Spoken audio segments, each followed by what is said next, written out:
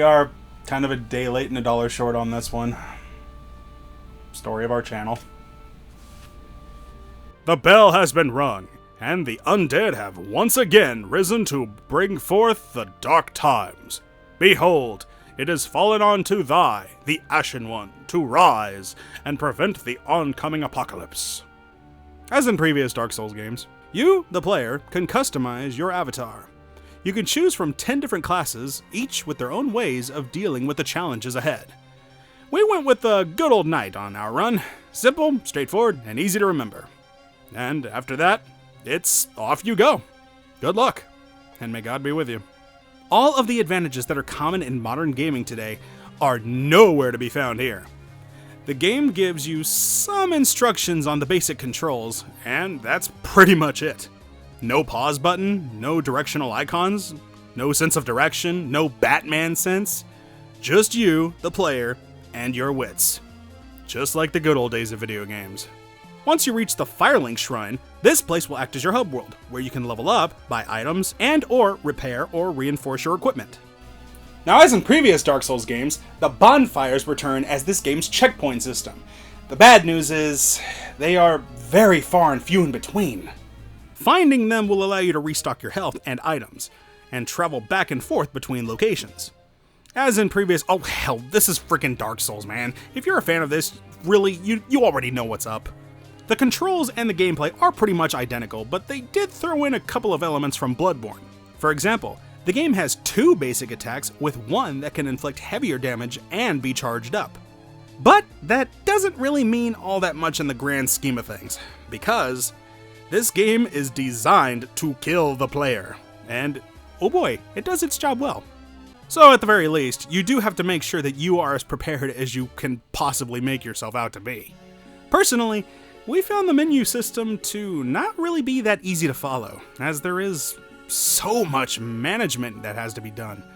It took quite some time to figure out what goes where, how to assign what to which slot, and so forth. I mean, to us, it really just wasn't that user-friendly. But, on reflection, maybe that was the point. Nothing is user-friendly in this game. The enemies are given a distinct advantage in this game, and it will remind you very quickly that muscling through them is not an option. You really have to pick and choose your spots, stick and move out of the way, and make every strike count. If an attack is missed, you will be left wide open and you will pay the price. The bosses, oh boy, it's like facing a final boss every time. Now, as per usual, you collect souls by defeating enemies, and you use these souls to level up your character and for currency in the game. And, as per usual, if you're defeated by an enemy or killed in some weird accident, you will have to go and retrieve all of those souls that you dropped. Oh joy. The landscape is a barren wasteland. There's nothing more frustrating as beating a hard enemy with barely any energy left, and then have some random monster jump completely out of nowhere to kill you, sending you back to the last bonfire checkpoint. The graphics are adequate as they capture the harsh, sad, and decaying world that your character is stuck in. And the ghosts of other warriors wandering through the world and the messages they left were quite haunting. But as is common with games with worlds this large, there are plenty of graphical errors, unfortunately. We spotted lots of floating debris, giant swords we can walk through, and enemies clipping through buildings and steps. Upon the time of its release, there were some in the progressive games media saying that Dark Souls 3 should have an easy mode.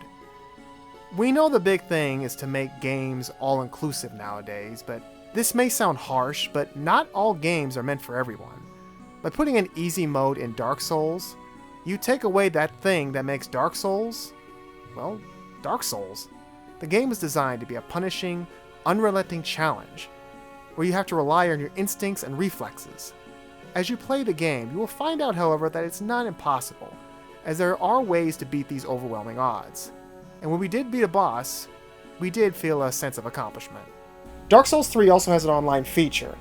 It allows you to purchase in-game items, which you can use to summon other players to join in on the fun.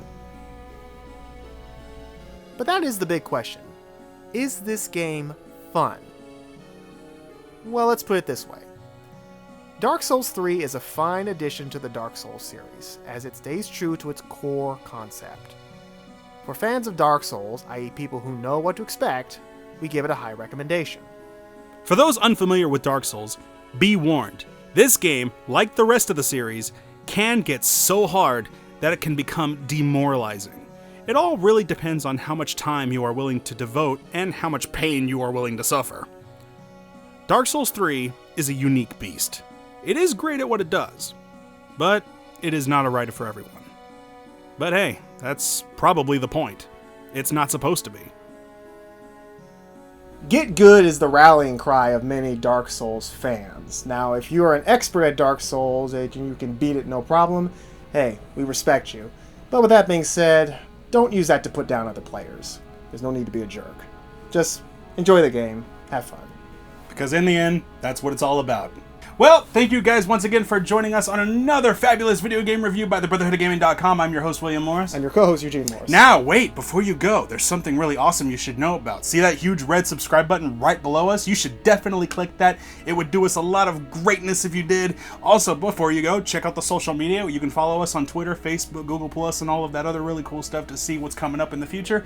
And you might be able to participate in straw polls that help choose what's coming up as well. And also, lastly, look, playlists. You can see the Tales of Retrospective series, which is an awesome game series that we cover. You can see more game reviews of awesome games you may have heard of or not have heard of, retro, new, and old. And, ooh, look, Sega vs. Super Nintendo. Awesome stuff. And, ooh, speedruns. Those are always good. So yeah, plenty of options at the Brotherhood of Gaming, your best and most favoritist video game channel. So, do it. What are you waiting for? You should have already clicked subscribe right now. If you're seeing this part of the video, that means you haven't clicked.